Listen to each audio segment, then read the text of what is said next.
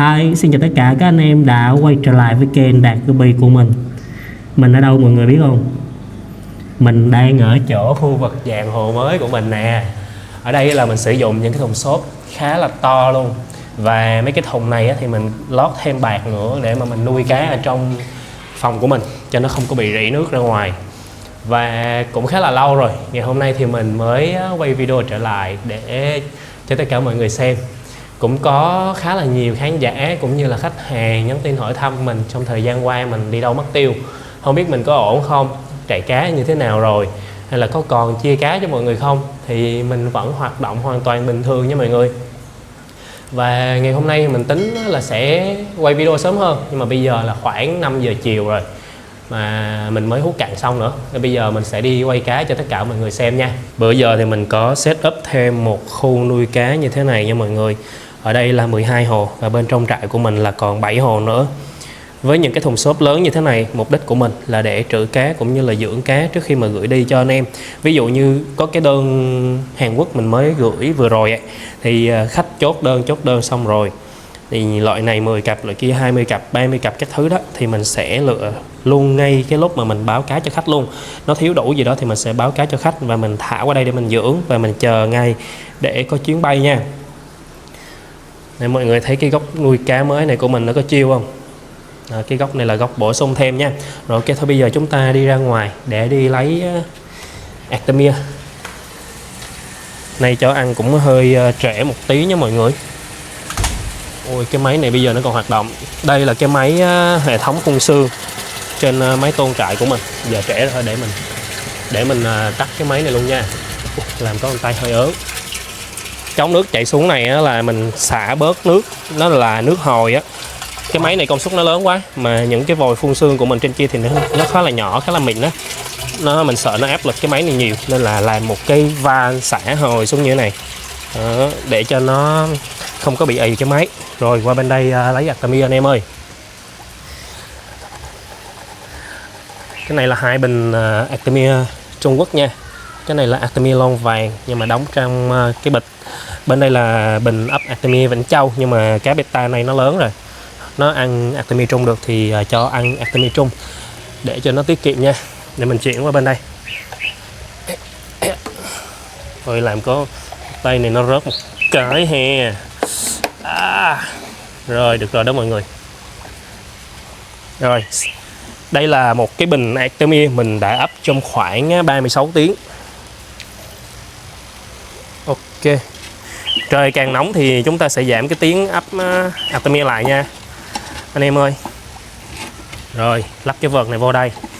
Mình sẽ xả cái nước này xuống vô vợt nè, rồi nước nó sẽ chảy xuống dưới cái bình chứa dưới đây. Rồi sau đó mình lấy cái bình chứa này mình cho ngược lên lại trên cái bình ấp Artemia này để mình ấp mót thêm. Là ví dụ như bây giờ là 5 giờ chiều đúng không? Đáng lẽ cái bình này mình sẽ thu hoạch vào 2 giờ chiều, 12 đến 2 giờ chiều. Thì bây giờ mình thu hoạch hơi bị trễ. Bây giờ 5 giờ chiều mình sẽ lấy nước đó lên, mình đổ vào cái trứng này, mình ấp tiếp, mình mót một lần nữa là đến khoảng 7-8 giờ sáng ngày mai á, khi mình thức dậy mình sẽ thu hoạch một lần nữa, mình mót một lần nữa rồi mình bỏ cái trứng này đi. Cái mình thêm cái trứng mới vô để mà mình ấp tuần hoàn, mình ấp xoay vòng như vậy đó. Ngày mai là sẽ thu hoạch cái bình này là thu hoạch chính nè. Ngày mai cái bình này sẽ là thu hoạch phụ. Ok, cái con Artemia Trung Quốc này anh em thấy như thế nào? Đây là cái loại trứng Artemia dạng bịch. Mình thấy cái chất lượng á, nó sẽ tốt hơn so với cái dạng lon nha. Ở đây á, là cái cảm nhận của mình, chứ không phải là mình xài loại này rồi mình chê những cái loại kia để cho những anh em khác không bán được. Thì không phải như vậy nha. Thì đây là theo cái kinh nghiệm và cái trải nghiệm của mình. Cái loại Artemia mà đóng trong bịch á, thì nó sẽ đỡ bị hấp thụ nhiệt hơn so với cái loại lon. Thì cái đó là do nhà sản xuất rồi, chứ không phải là mình muốn nói đến những anh em bán khác nha. Đó, thì cái trứng Artemia mà trong cái bịch này mình thấy cái chất lượng nó nở sẽ tốt hơn, nó đều hơn, nó ít bị trứng chìm hơn. Và hồi trước á, mình nhớ là mình xài Artemia dạng lon á, đến cái thời điểm mùa hè á, nó hư cả lô luôn anh em ơi. Mình không có thể nào mà mình né hết được những cái lon mà nó bị hư luôn á. Thậm chí là có những lúc mà mình bán trứng Artemia lon vàng này nè, mình bán cho khách mà khách phải hoàn đơn vậy về lại cho mình luôn á, rồi mình lại bù cái trứng khác cho khách. Nói chung là cái trứng Artemia lon vàng mà trong cái lon luôn á thì nó không có được ổn định, nó tùy theo mùa nữa nha. Còn cái này anh em thấy mùa hè nó nở, nó nở tuyệt vời luôn á anh em, quá phê luôn nha. Sau khi mà mình lấy cái dây oxy trong cái bình ấp Artemia này ra thì mình sẽ gõ nhẹ cái thành bình như thế này để cho những cái trứng mình nó còn kẹt ở trong những cái rãnh này nó sẽ nổi lên trên. Khi mà mình xả thì nó sẽ không có bị dính trứng vào trong cái Artemia thành phẩm của chúng ta nha. Thì cái đó nó không phải là trứng chìm đâu nha anh em. Nếu mà trứng chìm thì nó nằm ở ngay chỗ này nè, nó nằm xung quanh đây rất là nhiều nè. Cái trứng nó trứng bị mắc kẹt lại. Ok, để mình coi cái van này dưới đó mình còn giữ chứ không nó xả nước nó trôi đi luôn. Rồi bây giờ anh em coi cách mình thu hoạch Artemia nha. Mình mở van này ra nè. Đấy, nó chảy con Artemia xuống, anh em thấy đã không? Trên này nó chảy xuống. Rồi, để mình canh chứ không nó tràn trứng xuống là nó tốn thời gian lắm anh em ơi.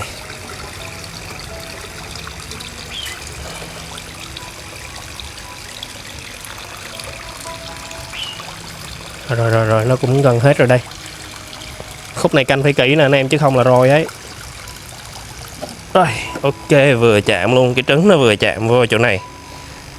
Rồi cứ để cho cái bình này nó chảy nước xuống nè. Đấy, đây là cái con Artemia của mình. Rồi ok, bây giờ thì chúng ta sẽ cho nó ra ngoài cái ly. Cái ly này hơi nhỏ để mình lấy ly to. Tại vì hồi nãy là mình thu hoạch khá là sớm luôn á, mình không có chờ cái trứng nó nổi lên hết nên là trong đây nó hơi đen, hơi dính xíu trứng ở trên, nhưng mà thôi không sao, nó ít thì nó không vấn đề gì đâu anh em ơi. Bên đây là cái thao để mà mình trữ trùng chỉ nè, sủi oxy thật mạnh và xả tràn cũng khá nhiều nước á, để cho nó sạch. Trùng chỉ thì chiều tối nay mới có lại nha. Rồi đây, để lấy cái này lên. Ok, đây để mình ngước lên cho anh em xem nha. Mình mở cái van này xuống cho nó có nước lại rồi ấp tiếp, ấp mót lần nữa. Như này là hơi bị tiết kiệm luôn á anh em, chứ đôi khi mình ấp mình thu hoạch có một lần mình bỏ thì nó uổng lắm. Hồi mới chơi mình đâu có biết đường ấp 2 lần đâu anh em ơi, hồi đó phí thật. Rồi bây giờ chuyển cái bình này qua bên đây để nó ấp lại. Đây là cái cọng oxy mà mình chế nè. Rồi gắn vô cái bình này. Rồi ở dưới đây mình sử dụng thêm một xíu muối hột. Tại vì lúc nãy mình rút cái con Artemia ra thì trong cái bình của mình nó đã bị giảm cái độ mặn rồi á anh em à. Ấp lại nước 2 thì cứ thêm vô một xíu muối hột đi, là cái nước 2 nó sẽ đỡ bị dính trứng chìm. Nước mà nó không có đủ độ mặn á thì cái trứng Artemia nó sẽ chìm xuống đây rất là nhiều. Mà ví dụ như anh em muốn nó kỹ hơn, anh em muốn nó hoàn toàn là không có cái trứng ở dưới đây á, thì trước khi mà thu hoạch anh em hãy bỏ muối vô khoảng 20 đến 30% cái độ mặn mà lúc đầu anh em ấp trong đây. Mình đảm bảo với anh em là trứng nó sẽ nổi lên rất là nhanh, chứ không phải nó nổi chậm từ từ như thế này đâu. Mình nổi lên rất là nhanh. Thì mình thu hoạch cái con Artemia nó chỉ có mỗi Artemia thôi nha, chứ hồi xưa đâu có biết đâu anh em. Thông qua một cái vợt lọc trứng, tôi nói xịt cái con Artemia nó nát bét luôn anh em ơi. Nó dập nước thì nó mất hết chất dinh dưỡng rồi. Ok, để giờ mình rửa nha. Mình lấy nét nè, rửa cái tay. Cái này bây giờ mình mua thêm một cái dụng cụ để quay nữa thì nó cũng tiện. Làm cá thì lúc nào cũng phải làm hai tay hết đó anh em ơi. Rồi sau khi mà thu hoạch Artemia thì mình sẽ rửa, bỏ đi cái nước muối.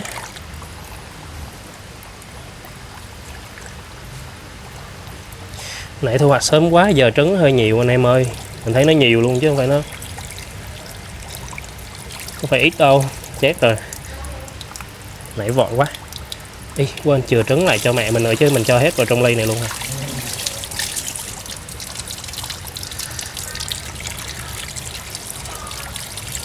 Cái trứng Artemia này thì chủ yếu là mình để cho cá con. Cá lớn thì nó sẽ ăn trùng chỉ với lại ăn cám nhiều hơn đó mọi người. Các con phải có Artemia thì nó mới lớn nhanh được. Mình trao sơ qua đây cho mấy con cá muốn con của mẹ mình nó ăn. Ok, rồi rửa sạch rồi thì bây giờ đi vô và cho cá ăn thôi nè.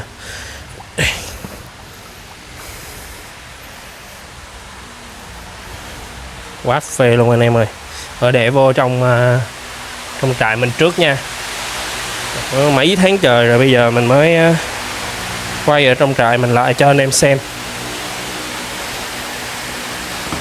Mình lấy cái hũ trứng Artemia này ra, cái hũ Artemia đã ấp nở này ra nè. Cái này là hồi sáng mình mót lại nè anh em. Đó, anh em thấy mà khi mà mình mót lại cũng được khá là nhiều cái con Artemia luôn á. Nè, cái này mình mới lấy hồi sáng đây. Cái này là nó cũng đủ cho cỡ hơn chục bầy cá bột nó ăn rồi. Mình chiết ater của mình qua cho mẹ. 1 2 3 4 5. Chắc là 5 cái ống ater này thì bên trại của mẹ mình đủ cho mấy em cá bột ăn rồi. Để ngoài đây luôn, mẹ mình cho ăn nha. Đây, còn cái ly này của mình quá trời đã luôn anh em ơi. Tại bên trại mình nó nhiều cá hơn. Rồi let's go. Thêm xíu nước anh em ơi. Ê.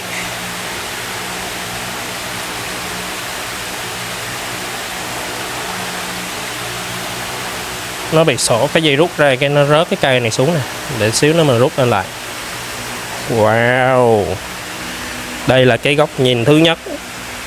Nó cũng là góc nhìn của mình đó anh em à.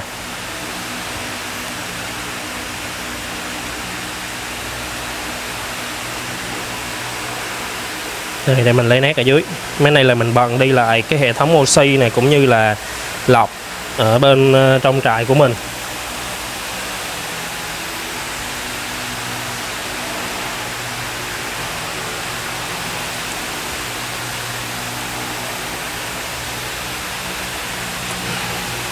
Đấy, anh em thấy là bây giờ ở trong trại mình là chỗ nào hồ nào cũng có oxy nha. Ở ngoài mẹ mình thì không cần oxy. Tại cái máy nó cũng dư công suất nè, nên nó là mình cho luôn những cái hồ khác nó phải có oxy luôn để cho nó ok. Cái này là Snail Leopard Super Short của mình. Oh sorry anh em, mình quên lấy nét. Do nó lấy nét vô cái tay mình nè.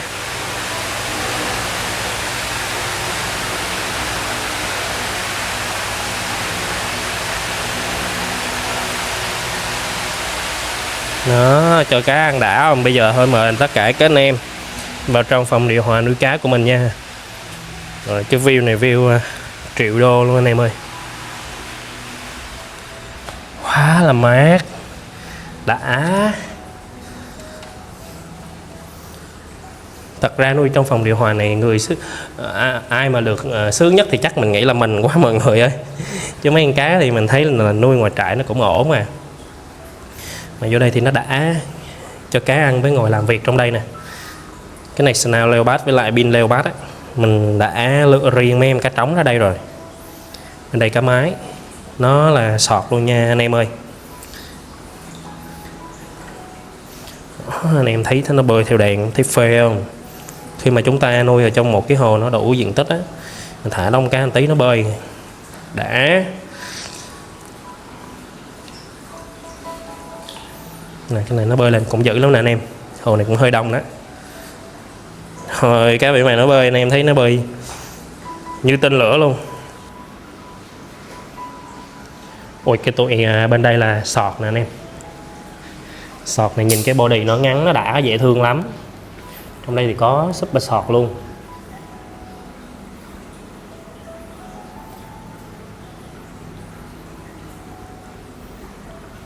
Mới thay nước cho tụi nó xong á, tụi nó thấy nước mới là nó sung lắm anh em ơi. Khi mà mình thay nước thường xuyên cho cá thì con cá nó sẽ sung hơn, nó ăn nhiều hơn. Nhưng trống này siêu super sọt luôn nè. Rồi để mình vớt mấy em cá dưới đây lên cho mọi người chiêm ngưỡng nha. Ở đây mình vớt ngẫu nhiên một cái bầy này lên nha. Thì trong đây là nó sẽ có mấy con mà mình tuyển hôm bữa mình thấy nó rất là đẹp, mình mới tuyển ra đây á. Để qua cái đèn cho mọi người xem. Đó, cái màu cá mọi người thấy khoái không, thấy mê không? Mấy em cá này á, thì mình tuyển trong đây nó cũng lộn xộn size à. Có em cá là tơ, có em cá là hơi nhỏ. Như em này hơi nhỏ nè. Tại hôm bữa trên hồ kính á, là nó cũng khá là nóng, nên là mình chuyển xuống dưới thùng xốp mình nuôi để cho nó mát mẻ hơn á. Cái tụi cá này thì cái phôm của nó cũng chưa có bung hết cỡ đâu nha mọi người. Tại trong đây là mình nuôi hơi đông một tí, với cả là nó lộn xộn size, cái nó không có đều. Ví dụ như cái này bây giờ mà mình muốn chia thì mình sẽ vớt lên trên hồ kính 433 này nè, tầm khoảng 6-7 con cá, rồi bắt đầu là mình phôm thì nó lên rất là nhanh. Như em trống đây là nó lên bê đến hóc mua nè, ngay chỗ cái ngón tay cái của mình chỉ đó mọi người. Đó, thấy phê không? Biết để kêu lần này nó có đổ không ta? Rồi bình tĩnh nha, để mình siết ảo thuật nha. Rồi không sao, hy vọng là mấy con cá này nó không có tông vô hồ kính và làm cái hồ kính nhỏ này nó rớt xuống. Rồi để mình lấy xíu Artemia mình nhiễu vào cho tụi nó ăn. Ngắm cái cảnh này là phê lắm luôn. Thì đây là một cái số cá mà mình vớt ngẫu nhiên lên thôi, nó cũng chưa phải là những cái con cá Snail Leopard đẹp nhất của mình ở thời điểm hiện tại. Có thể là ở thời điểm hiện tại nó chưa là những con cá đẹp nhất, nhưng mà thời điểm tới thì mình phôm riêng các thứ đâu thì tụi nó bung rất là đã nha. Ok thôi, để đi quay những cái hồ khác cho anh em xem, chứ quay Snail hoài thì nó không kịp quay những hồ khác. Rồi thả tụi em về lại chỗ cũ. Cái tụi này á, khi mà anh em nuôi nền đen hay là nền trắng á, thì nó sẽ cho ra những cái màu khác nhau, nó rất là đẹp. Rồi ở trên đây là mấy cái bầy cá con của dòng cá Tobas Hartmut mình có ghi nè. Rồi cái này là full red, vai to. Cái bộ này được cái vai to, nhưng mà cái màu của nó là mình cần phải cải thiện thêm rất là nhiều á anh em. Chứ mình thấy cái màu nó lên nó màu cam mà cái đầu nó bị hói. Trên đây thì có mấy em cá rồng xanh, hôm bữa tách riêng ra đây để mà cho nó mau lên size nè. Mau lên size để mà tuyển giống cho mình, rồi cũng tuyển giống cho anh em khách hàng luôn. Ở đây mình cho tụi nó ăn sơ nhỉ. Nó cũng có mấy con nhiễm đỏ đây nè. Cái này là Blue Tobas Ribbon, phim dày lóng e đó. Khoảng thời gian vừa qua thì mình cũng bận làm những cái việc khác, giống như là mình decor lại, mình thiết kế lại, setup những cái góc nuôi cá của mình, rồi mình cũng ít hút cặn cho tụi cá này á. Bây giờ bắt đầu mình mới làm việc nó đều lại nè, thì thời gian tới cá nó sẽ bung đẹp hơn rất là nhiều. Những em cá con này lớn lên thì sẽ rất là đẹp. Ở đây mình có coi Red Air nha, bên đây là cá trống, mình tiễn cá mái qua một bên rồi. Cái bộ coi Red Air này thì nó lên tay bơi rất là sớm, và nó có cái tỷ lệ phun người rất là cao. Ở cá mái tỷ lệ lên Super Red rất là cao nha. Cái ui sao có con mái Tobas nó nhảy qua đây.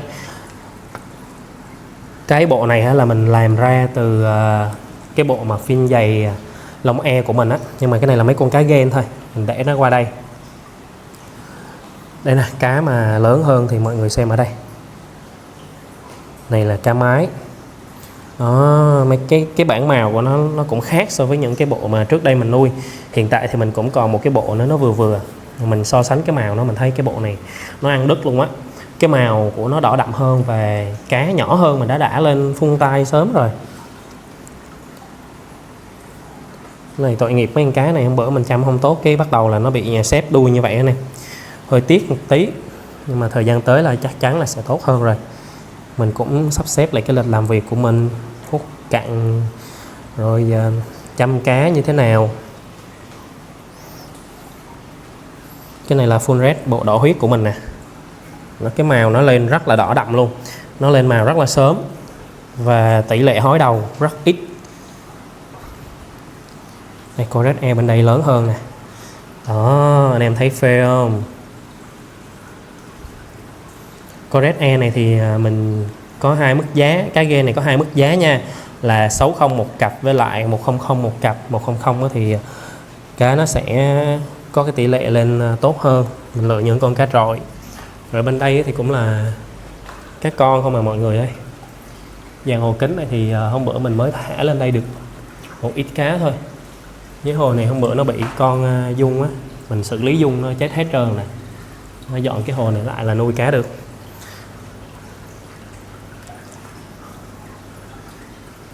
Mấy cái hồ này nó hơi bị đóng tảo, mọi người thông cảm nha. Cá con nên là mình cũng quay lướt qua thôi.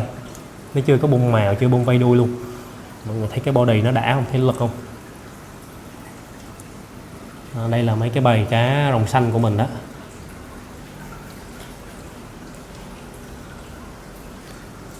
Đây nó cũng lớn nè,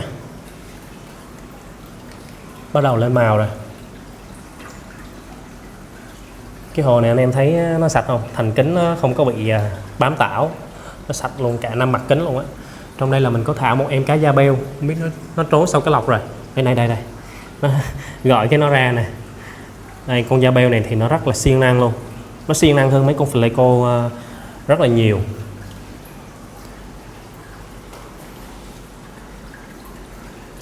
Cho nên nó hơi reo, anh em thông cảm nha. Đó, mấy cái bầy này rồng xanh hết á. Đợt này mình nhân giống lại cái rồng xanh thì nó được một tí. Cái bộ rồng xanh này á, thì nó rất là quý ở cái màu sắc, nó sẽ cho ra được cái màu xanh lá. Còn đa phần ở trên thị trường thì nó sẽ là màu xanh dương, hoặc là nó sẽ nghiêng về cái màu tím một chút, chứ nó không hẳn là thuần màu xanh lá. Thì có cái bộ này của mình thì mình ráng mình giữ, mình chia cho tất cả các anh em cùng chơi. Ok, bên kia là cái góc làm việc của mình đó, mình ngồi chỗ đó để mà mình edit nè. Rồi bây giờ thôi, mời tất cả các anh em vô trại với mình nha. Ây da, cứng thế.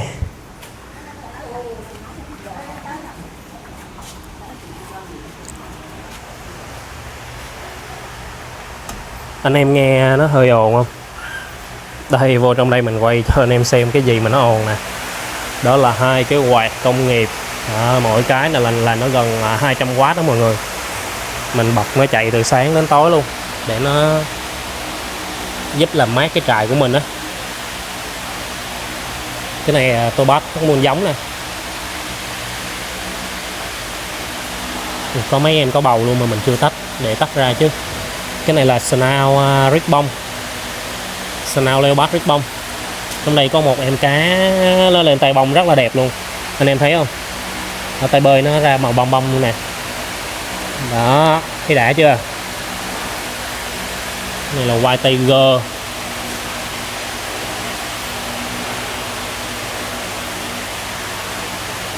Là rồng tím này. Rồng tím này vây đuôi rất là đẹp. Cái dòng AB rồng lửa này thì mình gom lại đây thì chắc mình không có làm cái dòng này nữa, thì mình cũng không có thích cái màu này lắm anh em ơi. Mình thích rồng đỏ bình thường hơn à. Này là full red. Red vây lưng to nha. Tôi bắt ribbon đã chưa anh em? Cái này là bộ lông e phim dày luôn á.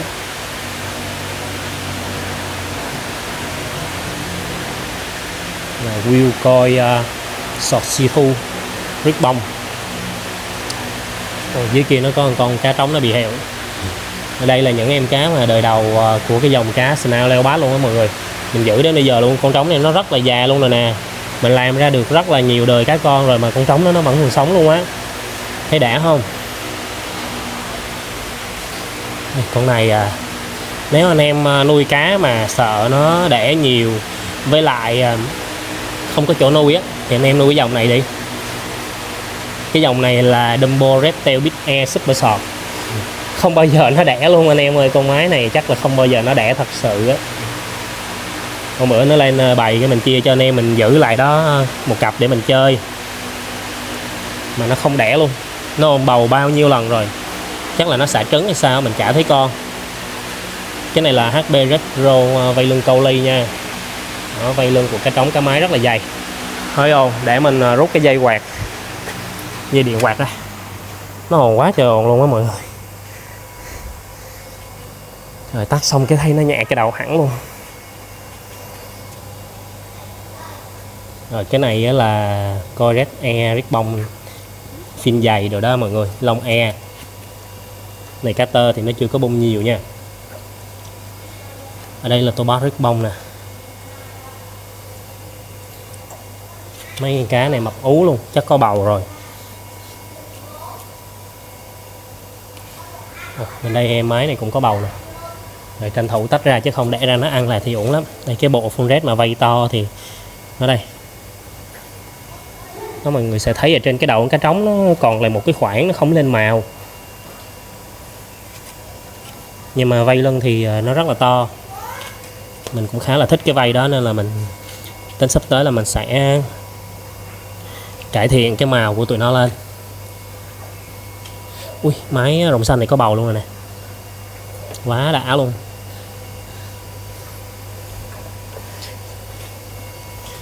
Rồi Snail Leopard Ribbon. Cá máy mình đẽo của bên kia hơi nhiều nha. Cá máy mình thả qua bên cái thùng cái gì ghê vậy trời. Mấy con chuột này nó lên đây nó báo mình rồi. Cá máy mình thả qua bên cái thùng xốp to, mình dưỡng cho nó mau lên size. Dưới đây là cũng là mấy em cá giống của mình luôn á. Mình thả dưới đây thì nó tầm khoảng 1-2 cặp gì đó. Mấy cái dòng cá mà mềm mềm á thì mình thả cá giống dưới đây. Đó, mấy cái thùng kem này cũng mình đi lại oxy hết luôn cho nó gọn gàng, cho nó tốt nhất cho mấy con cá ở trong trại của mình. Chứ tự nhiên máy thì nó dư công suất, mà trước giờ lười đâu có thèm đi oxy đâu. Còn đây có một em máy phân gold. Đấy da, tiếc dễ sợ, tiếc đứt ruột luôn á anh em.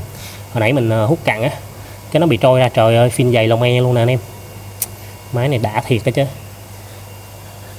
Hút cặn xong cái nó bị trôi ra ngoài cái vợt. Mà đấy ăn cái là cái vợt á, cái vợt này nè nó đóng cặn đóng reo xung quanh hết rồi. Xong cái nó không có thoát nước ở dưới được á, mà nó tràn lên trên khỏi cái vợt. Cái này nó mắc kẹt y trên chỗ cái viền của cái vợt luôn. Cái nó khô quá, cái bắt đầu nó chết. Trời ơi tiếc dễ sợ. Chứ thật ra cá ở trại mình nó rất ít khi nó bệnh nha, mà có cái là nó bị những cái sự cố như vậy á. Ở trại mình thì chắc khó thấy cá nó bị nấm lắm, tại vì pH ở trại mình nó cũng hơi cao một tí. Mình thấy cũng khá là ổn, cá đỡ phải bị bệnh nha. Cái này là Tobas Dumbo của mình nè. Dumbo cái này là BDS Bigtail luôn rồi á. Cái bơi con này bữa nó to, nó dài lắm rồi bây giờ nó hơi bị tưa, nó mòn rồi.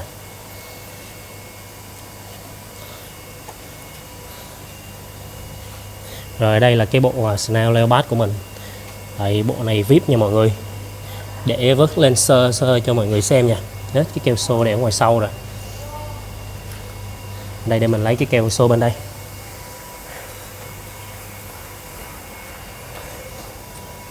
Ấy.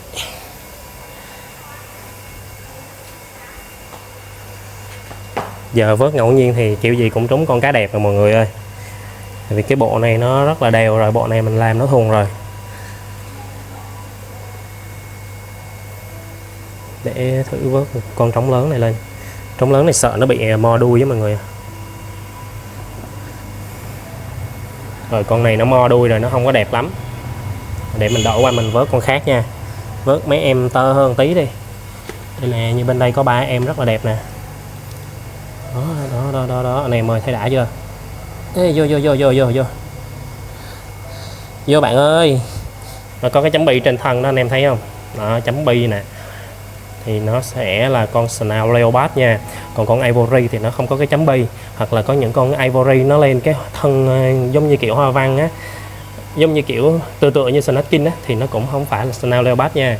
Chỉ riêng cái bộ này thì mới có thể gọi là Snail Leopard thì nó mới chuẩn thôi. Quá phê luôn anh em ơi. Nhìn top view nó nè. Cái này anh em nuôi nền đen á thì anh em thấy cái màu nó sẽ lên khác cái này một chút xíu. Nuôi nền trắng này sao nó lên cái màu hơi kiểu như trắng tím nhẹ nha. Đó, đẹp lắm. Cái bộ này thì nó rất là ít nhiễm đỏ, chứ không phải là như cái bộ cá Ivory. Bên Ivory mình nhớ ngày xưa mình nuôi á, trời ơi nó nhiễm đỏ mà nói là chán trường luôn. Nó nhiễm đỏ có những bầy nó nhiễm không có con nào mà nó ra màu ngà voi màu trắng hết á. Cái đó lúc đó nản qua bỏ Ivory luôn, không làm Ivory. Đến sau này thì làm cái bộ. Ôi cái này nó mới đẻ nè anh em ơi, các con nó bơi ra ngoài nè. Cái mẹ này cho nó ăn tí. Mà sao mình thấy nó bị xù nhẹ một cái vảy ta. Hình như là nó ôm bầu to á, bây giờ nó đẻ cái nó xẹp. Cái nó xẹp xuống á. Đây, để mình hỗ trợ cho mấy em các con nó ra ngoài nhanh nha. Ok, dụ như vậy thôi. Các con nó bơi ra đây. Quá tuyệt vời luôn. Cái này là full gold, rig bông, fin dày, lỏng e. Nhiều tên quá. Từ từ cái não mình nó mới loát kịp được. Và cái bộ này là top của full gold. Anh em cần chơi cái bộ này thì liên hệ mình nha. Thì lúa của nó, cái giống nó cũng mềm thôi à. Nó 200-300 cũng có rồi. 200-300 cũng có một cặp rồi nha. Nhưng mà cái đợt này ở bên kia nó lên hơi bị nhiều cá một tí. Để qua bên kia mình quay cái mình báo giá cho mọi người xem luôn nha. Đây full red đỏ huyết nè. Chơi full red này không cần phải chỉnh màu, cũng giống như là chúng ta sẽ không cần mua thuốc hói đầu trị cho tụi nó nữa. Cái bộ này nó lên full đầu ghê lắm. Máy này bầu to nè, để mình tách ra. Đây là cũng một cái bộ cá mình lai thôi chứ nó cũng chưa có thuần. Cái đó là Tobas Dumbo ấy. Cái này là Snail Leopard Super Short của mình đó. Short và Super Short trong đó luôn. Đây nè, như đây cũng là một cái bộ Ivory. Mọi người thấy nó sẽ khá là khác so với cái bộ cá của mình. Để mình vớt nhà em cá trống nha. Cái này là trống này giống như Super Short luôn đó mọi người. Nó Ivory thì cái kiểu nó sẽ như thế này. Cái thân nó không có hoa văn nha, nó như thế này thôi. Trống này chắc bị con máy nó ganh rồi hay sao mà mất một mảng đuôi. Còn bên đây là cái bộ của mình nè. Đó, bộ của mình cái màu nó sẽ nhìn nó sáng hơn chút. Ivory đó mình làm thêm để cho nó đa dạng cái danh sách cá ở trong trại của mình đó. Chết cha, bơm ra ngoài rồi.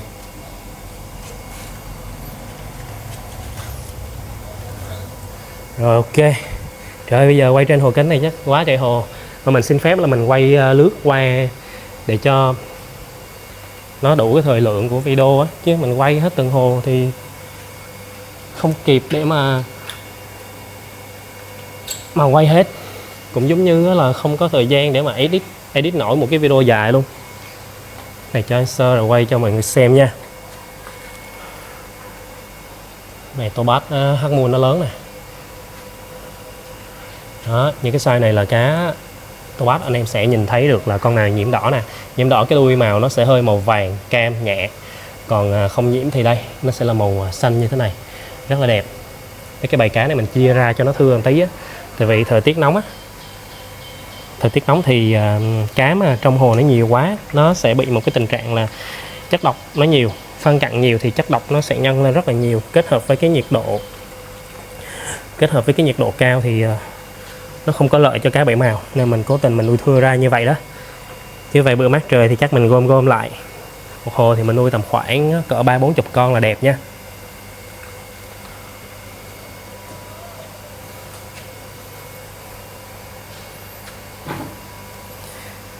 Đây này là mấy em cá snail của mình nè. Snail BDS đó. Đó mọi người thấy nuôi trên hồ kính thì cái form con cá nó sẽ mình nhìn thấy rõ hơn, mình thấy hết cái vẻ đẹp của tụi nó. Cá này nó đang lên màu đó mọi người. Đây là con trống mà mọi người thấy nè. Cái bộ này thì về cái phần vây đuôi thì nó khá là thuần rồi, mình đang thuần về cái bảng màu của nó nhiều hơn một tí, tại vì mình chia ra hai mảng, một cái mảng là làm bên pin Leopard và một cái là bên Snail Leopard. Thì trong đây thì nó lên Snail nhiều nè, quá là ok luôn mọi người. Ở bên đây là cái bộ này là có cả ribbon nữa. Cái này bên đó thôi, ribbon mình dời qua bên kia rồi. Đó, cá nó lên rất là đều mọi người, nhìn cái form vây đuôi của con cá con mà nó lên như thế này rồi thì cá lớn kiểu gì nó cũng đẹp. Đó, mấy con cá lúc nãy quay bên thùng số đó là cá mình dời xuống đó để mình làm tiếp, chứ mình cũng không có ý định để mà bán tụi nó. Đây, đến với cái dòng cá huyền thoại ở trại của mình. Còn ít cặp à mọi người ơi. Hồ nó hơi dơ mọi người thông cảm nha, hơi dơ do tảo nè. Hôm nay mình cũng lựa mấy con cá Half Moon mình gửi cho khách rồi. Nó còn mấy con tầm khoảng 160 độ, 170 độ thôi. Ở dưới đây hình như cũng có mấy con nè. Ây da.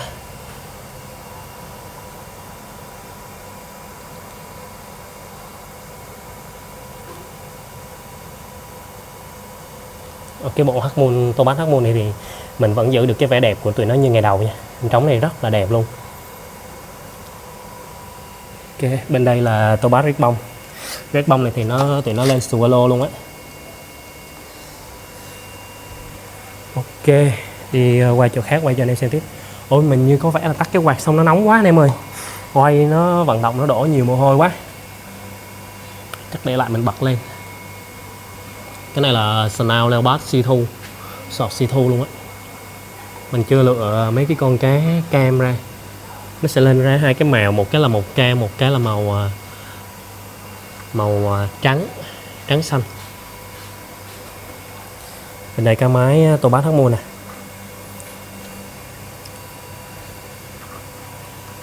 Cái này là wheel coi sọt xì thu phim dày. Đấy, con này là albino kin cobra, albino yellow kin cobra. Trời, cái tên nó quá trời dài luôn. Trong đây thì có cá ribbon và cá gen nha. Mấy tuổi cá này thì nó cũng mềm thôi. Cá gen thì nó rơi vào tầm khoảng 90 đến 100, còn cá ribbon là 180 một cặp nha. Đây mấy con cá mái nha, tô bát ribbon nè. Đó, mình lựa riêng ra đó để mình phô. Quay cho anh em xem bài này luôn. Cái này là Snout Leopard ribbon nha. Đó, mọi người nhìn cá nó trong cái này đã không? Đó, cái form nó rất là đẹp luôn. Đó, vây lưng nó là vây BDS nè, đuôi là hóc môn rồi đó.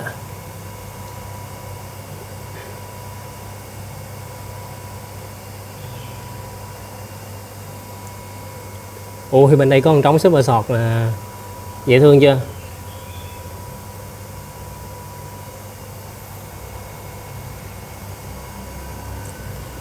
Ok, đi quay hồ khác cho anh em xem tiếp nha. Rồi, nóng quá này ơi, anh em nhìn áo mình nó đổ mồ hôi nè. Rồi để mình lại mình bật cái quạt lên. Chân dung thủ phạm làm tăng bill tiền điện nha. Hai quạt này nó tăng tiền điện chắc cũng dữ dằn lắm. Rồi, mát rượi luôn. Như này quay cá nó mới thoải mái anh em ơi, chứ chấp nhận nó hơi ồn một tí thôi, anh em thông cảm nha. Chứ nóng quá mình quay giống như mình thiếu oxy luôn vậy đó. Mình nói chuyện không nổi. Đây là mấy em cá tô bát bí teo của mình nè. Tụi nó cũng đang bung vây đuôi ra đó. Hơi khó nhìn. Cái form nó rất là lật nha mọi người. Nó vẫn đẹp như ngày xưa thôi. Cái này thì nó cần thời gian để nó bung thêm. Hôm bữa là mình ít hút cặn, có một số con là nó bị ăn đuôi. Bây giờ nó ra lại rồi. Mình hút cặn thường xuyên thì tuổi cá nó sẽ ok nha. Hôm nay mấy con cá với lột kin cobra nó lớn hơn nè. Ở đây là cũng có Snout Leopard nữa. Nhiều Snout Leopard lắm nha.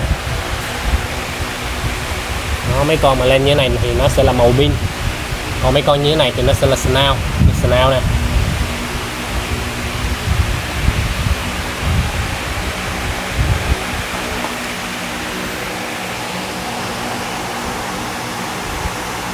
Thì cá này đang lên màu thêm. Snout. Đó, mọi người xem vây đuôi nó tốt không bầy? Cái bầy này vây đuôi rất là tốt luôn nha. Rồi cái form con máy nó phê gì đâu luôn á. Đó, mọi người nhìn form máy nè, quá trời đã rồi. Cái này là mình làm cho nó ra cái bộ sọt nha, nó khá là thùng sọt rồi đó, mọi người nhìn trống nè.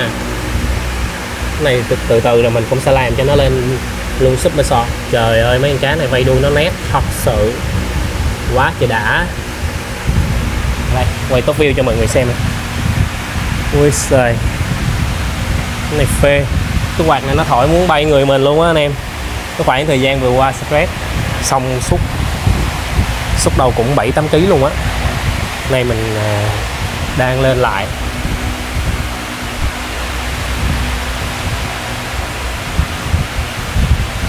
Đấy, Snout Leopard này. Quá trời.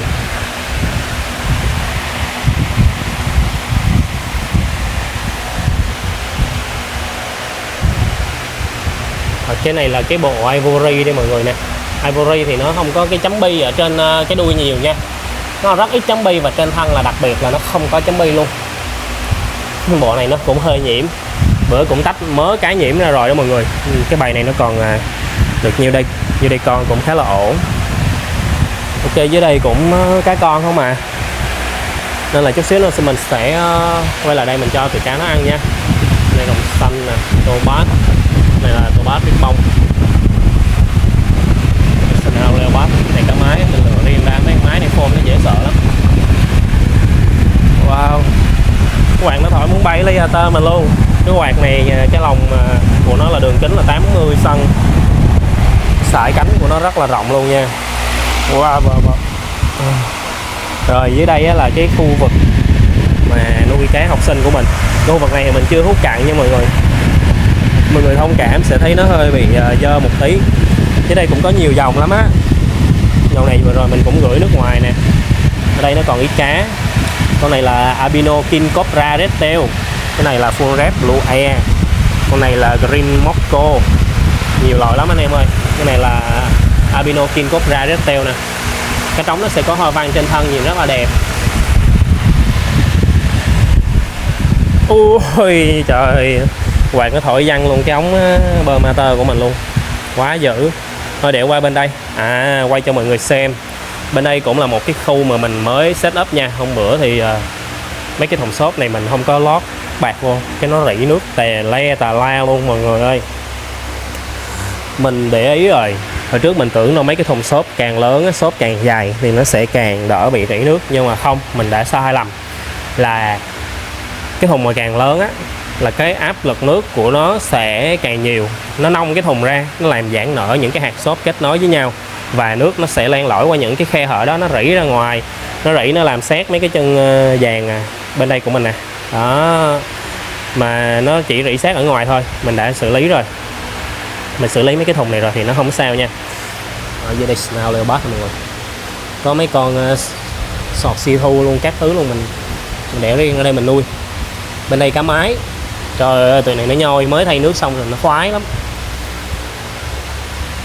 Và cá trống nè mọi người, thấy cái phôm nó lực không? Cái body của nó là body lực lưỡng luôn á. Si thu thì phôm của nó giống như là nó bị yếu lại nha mọi người, vây đuôi của nó cũng yếu hơn so với mấy em cá thường. Cái này là full red BDS đỏ huyết của mình. Cá này không cần phải chỉnh màu, cái màu nó cũng đỏ rất là đẹp nha mọi người. Đó. Bên đây mới chỉ là cá mái thôi nha, càng lớn màu trên vây đuôi sẽ càng đỏ càng đậm, và vây sẽ ngày nó càng to ra. Này cá tơ mà, hôm bữa cũng có mấy bạn hỏi xong tơ quá, xong thấy mấy bạn im luôn, là mình buồn hết sức. Đây, cái này là full red BDS đỏ huyết, cái này cá trống nha. Cái này thì nó dao động từ 150 đến 250 một cặp. Hôm đây có con Snail Leopard sọt si thu với con sọt thường nè. Đấy, nhìn con sọt si thu này nó cưng gì đâu quá ta. Qua đây biểu miếng coi. Đó, sọt si thu nó sẽ như thế này nha mọi người. Nó lên si thu thì cái màu của cá nó sẽ nhạt hơn xíu, nhưng mà nó vẫn giữ được, nó vẫn giữ được cái hoa văn, giữ được cái màu sắc. Đây này, mình để lên trên cái quần của mình cho mọi người xem đỡ. Đó, mọi người thấy là nó vẫn còn là màu trắng, rất là đẹp, màu trắng của con báo tuyết ấy. Rồi thả lại cho nó đi ăn. Rồi bên đây là mấy cái bầy cá mái mà lúc nãy mình nói là mình thả qua hồ lớn để mà mình kích cái phôm nó lên cho nó lên nhanh nhanh, rồi bắt đầu là ghép đẻ nè.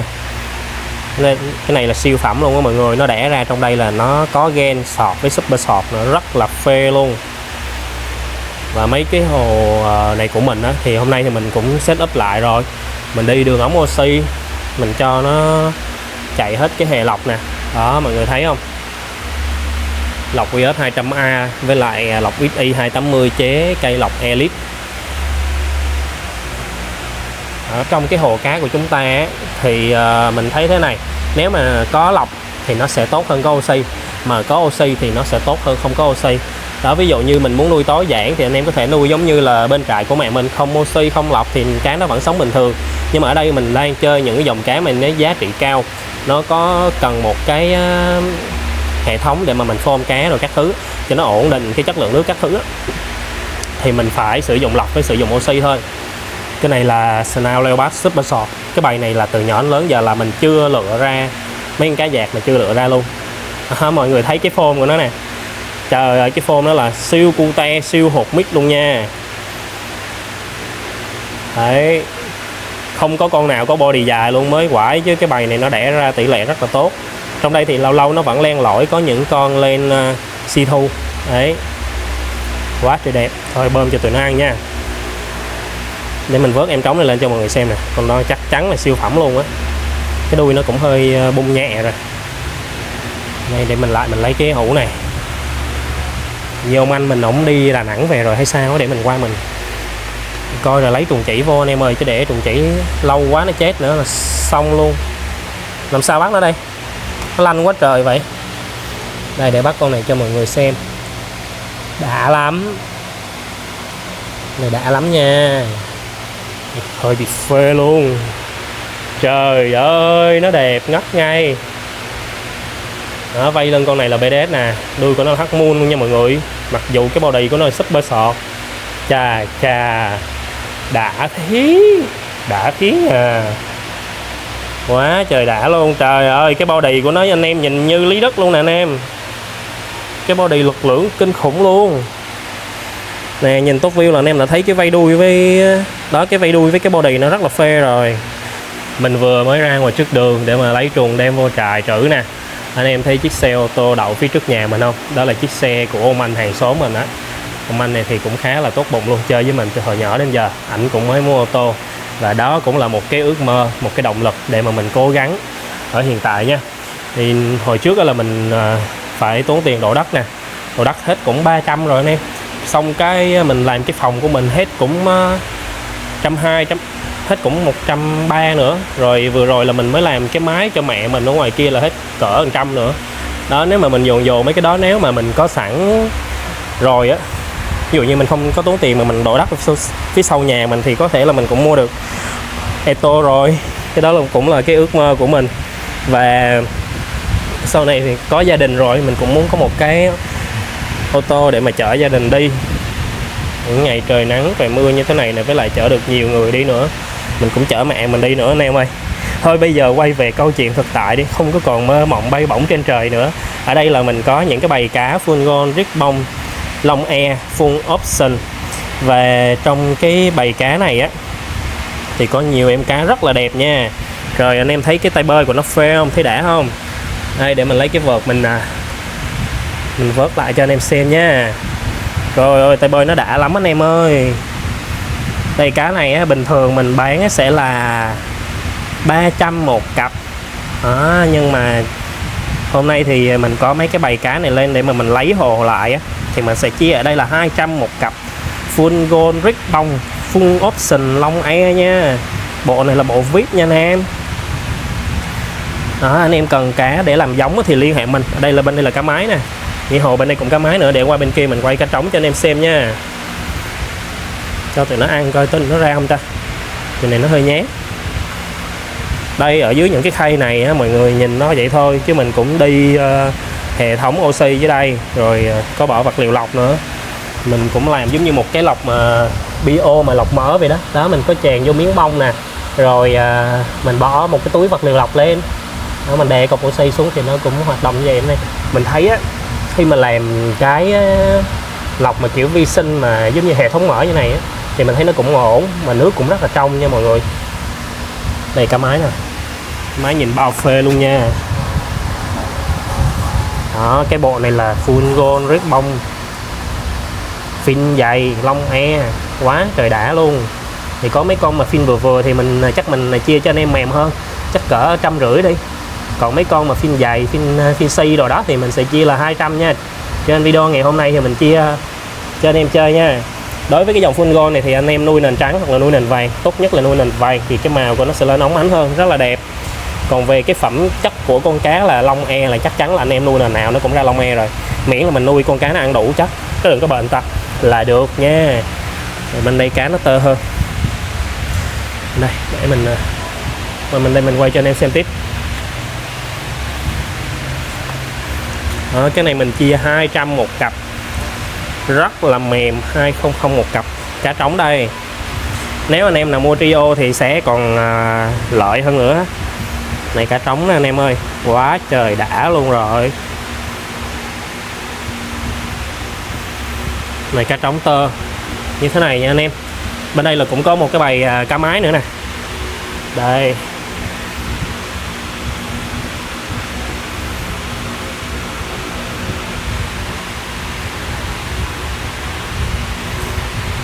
Cái này là 200. Mình chia cho anh em cái mức giá trên ngày hôm nay là 200 một cặp. Nói tào lao một cặp là YouTube nó quét là khổ luôn ấy. Mình chia sơ sơ thôi, mình nói sơ sơ thôi anh em ơi, không có nói cụ thể được nha. Có gì anh em thông cảm với hiểu giúp mình nha.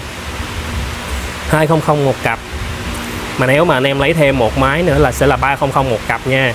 Bình thường những cái dòng cá Ribbon thì giá trị nó sẽ nằm ở cái máy nhiều hơn, nhưng mà ở đây mình chia hai, hôm nay chia 200 một cặp, thêm một máy là lên 300 thì quá là mềm luôn anh em ơi. Đó, chứ ví dụ như một cặp cá bình thường mình bán là 300 đi, thì con cá trống cùng lắm là nó chỉ có 50.000 là hết cỡ rồi. Cá trống full go nó 50.000 là hết cỡ rồi, chỉ là giá trị nằm ở cá máy thôi.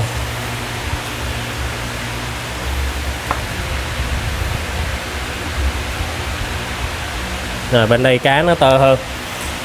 Ok, để qua bên đây quay cho anh em xem sơ mấy hồ này bên đây nữa. Bên đây mình hút cạn rồi, chỗ nào hút cạn rồi thì mình quay nha. Chỗ nào chưa thì từ từ đã, để mình dọn dẹp sạch sẽ tí.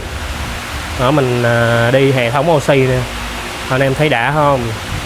Ở bên đây mình không có sử dụng bông lọc, nhưng mà mình sẽ để những cái cục sứ viên á, là vật liệu lọc, mình để gần chỗ cái cục sưởi oxy, thì nó chỗ đó là nó sẽ tạo cái dòng chảy mạnh nhất, và nước nó sẽ lưu thông qua chỗ đó, thì nước nó sẽ len lỏi qua những cái viên sứ đó. Trong viên sứ thì nó sẽ có rất là nhiều cái lỗ li ti, nó sẽ chứa những cái vi khuẩn có lợi, vi sinh có lợi ở trong đó, nó sẽ giúp mình xử lý nước. Đó, nó chỉ đơn giản như vậy thôi anh em. Cái này mà mình ưng thì mình bỏ vô cái chén, cái rồi mình bỏ cái miếng bông lọc vô, bỏ cục sữa oxy, rồi bỏ cái sứ vô nữa là nó cũng sẽ giống như là một cái lọc XY hay là một cái lọc bio bình thường, giống như bên khay kia của mình kìa. Đó, đường hệ thống oxy mình đi lại nữa nè, không có ông nội nào mà đi kỹ giống như mình chỗ này hết á. Mình đi thấy anh em thấy mình đi ngựa ngựa không, nhưng người ta chắc người ta đi thẳng cái ống thẳng ra ngoài đây luôn, đi cái rồi cho cái đòi nẻ hở nè, mà mình không chịu, mình làm cho nó đẹp thẩm mỹ xíu. Bà đặt co vô trong góc rồi các thứ nữa, đạt thật là dễ dời ha mọi người. Dưới đây cũng full gold ribbon lông e nữa, mà cá này mình tuyển rồi, với nó còn mấy con bình thường không, mà hoặc là còn mấy con cá trống mà cái cá máy đẹp mình cho qua bên khay vàng để mình dưỡng mình đó, nó lên tay bơi với lên màu cho nó đẹp. Cái dòng này là Albino King Cobra Red Tail, đọc cái tên xong lẹo lưỡi luôn anh em ơi, quá trời dài. Trên đây thì mình chưa hút cặn thôi, để cứu cái con này đi, chưa hút cặn hơi dơ anh em ơi. Cái con này hồi chiều mình nhớ đi hút cặn là mình cứu nó một lần rồi mà, sao bây giờ nó vẫn rớt vô nước vậy? Chắc cầm luôn trên tay đi anh em, xong tí mang ra ngoài cửa sổ sẽ thả nha. Cái đây nhiều rồi, có con này sao nó tự dẫn thì trời, nó queo rồi anh em ơi. Full go, trống full go đó. Rồi cũng giống như là bên kia, bên đây cũng là full gold, cũng là màu vàng, nhưng mà cái bộ này chỉ có là 100 một cặp thôi, nó đồng giá, nó không có phân khúc nha. Cái bộ này thì nó là tay bơi bướm, fin của nó là sắt fin bình thường chứ không phải fin xi, cũng không phải fin dày nha. Đó, full gold thì nó có rất là nhiều bộ cá, còn cá gen nó sẽ là 40 một cặp. Bên đây là cá gold tuxedo ribbon. Rồi cái bầy cá này nó lanh lẹ quá. Rồi mày đứng trên tay tao đây xíu tao thả, chứ mày bay đi là tao khỏi kiếm luôn á. Cái dòng này là White Tiger phân khúc 100 nè anh em. White Tiger này White Tiger bình thường nha. Bộ White Tiger này thì nó sẽ có nhiễm đỏ một tí, còn bộ mà 300 của mình là nó không có nhiễm đỏ nha. 200 đến 300 là không có nhiễm đỏ. Rồi con này là cái con Blonde Red Snap Skin sọt si thu. Rồi tên dài quá ha. Cái bộ này thì nó sẽ là 60 một cặp. Cái này cá nhỏ, để qua bên kia là sẽ có cá lớn, mọi người chơi là sẽ có cá lớn nha. Cái này là full gold 100 một cặp nè. Đấy, mọi người ủng hộ mình để mình có tinh thần nha, để mình có động lực kiếm chiếc Eto mình đi cho nó ngầu ha mọi người. Rồi ở đây là cái dòng cá Tiger Yellow King Cobra, mà bên đây mình chưa hút cặn nên là mình sẽ quay sơ cho mọi người xem nha. Rồi bây giờ mình sẽ còn cho cá nó ăn Artemia xong rồi mình cho nó ăn trùng nữa. Tại vì cái nguồn trùng chỗ này mình lấy á, nó chỉ là mức tương đối thôi, chứ nó không phải là như ý của mình lúc trước. Cái nguồn trùng lúc trước của mình lấy á thì nó rất là khỏe, tại vì đó là trùng nuôi chứ không phải là trùng nhập ở ngoài Bắc về. Đấy, nó không có qua sàng lọc gì nhiều cả, không có vận chuyển gì nhiều cả. Con trùng nó rất là khỏe, nó bám rất là chắc luôn. Nhưng mà bây giờ cái nguồn đó thì nó đang bị cái con vuông vạc planaria, hôm bữa mình có lên video mình chia sẻ với tất cả mọi người đó, là cái trại của mình là hơn nửa năm không có cho ăn trùng luôn. Cá phôn nó hơi tụt xíu mình vẫn chấp nhận, chứ mình không có chấp nhận cho cái con đó nó có trong hồ của mình đó. Và đến bây giờ thì mình mới lấy trùng lại được cỡ vài tuần nay thôi. Đấy, trùng này thì mình lấy cánh ngoài Bắc, trùng nó sẽ mềm hơn, nó hơi nhão một tí. Mà hồi trước đó là mình lấy một lần đó là mình nhớ mình lấy 2-3 kg là vẫn bình thường. Cái trùng cũ mình lấy 2-3 kg mình trữ vẫn bình thường nha. Nhưng mà bây giờ trùng mới này chỉ lấy có 1 kg à. Hôm bữa lấy lên 1,5 kg nó chết banh xác luôn. Mới trữ được có 1 ngày qua ngày thứ hai là nó chết banh xác luôn. Xong thôi, bây giờ lấy ký à. Nên nó là lấy trùng về là cho ăn luôn. Cái nguồn này thì nó cũng khá là sạch, nó không phải là trùng ở ngoài sông, nó rất là sạch buồn luôn, nhưng mà nó hơi yếu một tí, chắc là người ta trữ với lại dưỡng hơi kỹ á mọi người đó. Mình có thể là về lại lấy cho cá ăn liền là ok, để mình giảm bớt cái số lượng xuống, chứ không mình để lại trữ tối ngày hôm nay đến sáng ngày mai là nó chết là banh xác. Và tùy cái nguồn trùng mà mọi người phải xem nha. Ví dụ như cái nguồn của mọi người nó có nhiều sình nhiều bùn, nó dơ thì mọi người phải trữ qua đêm cho mình là yên tâm nhất. Còn cái nguồn trùng này chỗ mình đó thì mình thấy nó hơi yếu, nhưng mà bù lại cái là nó sạch thì thôi, có thể là cho cá bảy mèo nó ăn liền được nha. Rồi ok, coi video đến đây nó quá trời dài rồi mọi người ơi. Giống như là mấy tháng nay mình không ra video, cái bắt đầu là mình nói nhiều quá nhiều chuyện để chia sẻ. Ok, và cảm ơn tất cả các anh em đã xem hết video này. Nếu anh em thấy video này hay thì hãy nhấn một cái nút like để ủng hộ mình, và nhớ đăng ký kênh để theo dõi những video sau. Và anh em nào thích những dòng cá bên trại của mình thì hãy ủng hộ cho mình nha. Cảm ơn tất cả các anh em. Bye bye.